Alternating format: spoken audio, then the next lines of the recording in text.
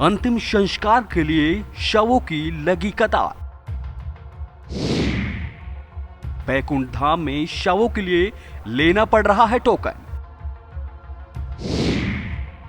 सरकारी आंकड़ों से ज्यादा आ रहे हैं मृतक। हम बात कर रहे हैं लखनऊ के बैकुंठ धाम, जहां पर शव को जलाने के लिए कड़ी मशक्कत करनी पड़ रही है। शवों को जलाने के लिए दिन रात बैकुंठ धाम में लंबी लंबी लाइनें लग रही हैं और इसकी वजह कोरोना संक्रमण है। दिन का दिन केसेस बढ़ते जा रहे हैं। सैकड़ों की संख्या में मौतें हो रही हैं। वैक्सीन की डोज लेने के बाद भी लोग संक्रमण से ग्रसित हो रहे हैं।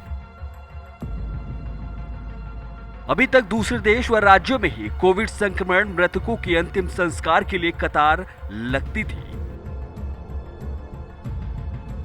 तस्वीरें सामने आ रही थी, लेकिन अब राजधानी लखनऊ में भी ऐसा खौफनाक मंजर देखा जा सकता है।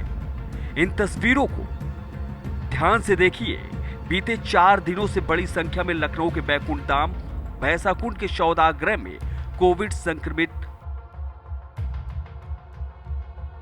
मृतकों के शव आ रहे हैं। अंतिम संस्कार के लिए लोगों को घंटों इंतजार करना पड़ रहा है, तो जितनी संख्या सीएमओ दफ्तर द्वारा जारी की जा रही है, उससे कई ज्यादा कोविड संक्रमित शवदाह संस्कार के लिए लाए जा रहे हैं।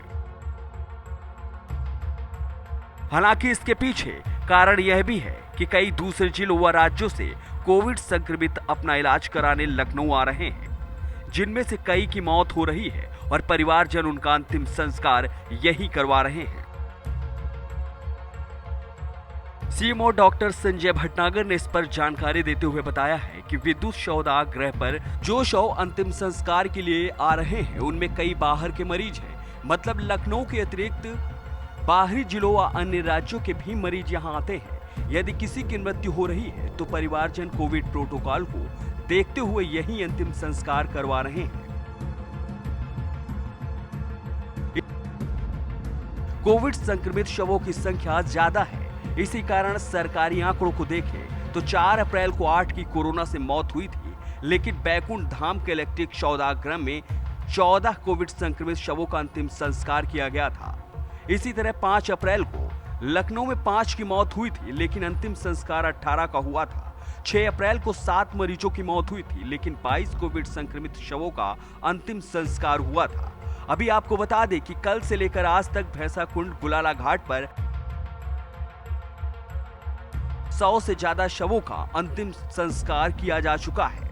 ये देखकर भी अगर आपके रोंगटे नहीं खड़े होते हैं तो इंतजार करिए, इससे भी ज्यादा भयावह दिन आने वाले हैं। यदि आप कोरोना संक्रमण से बचना चाहते हैं तो घर में रहिए, सुरक्षित रहिए।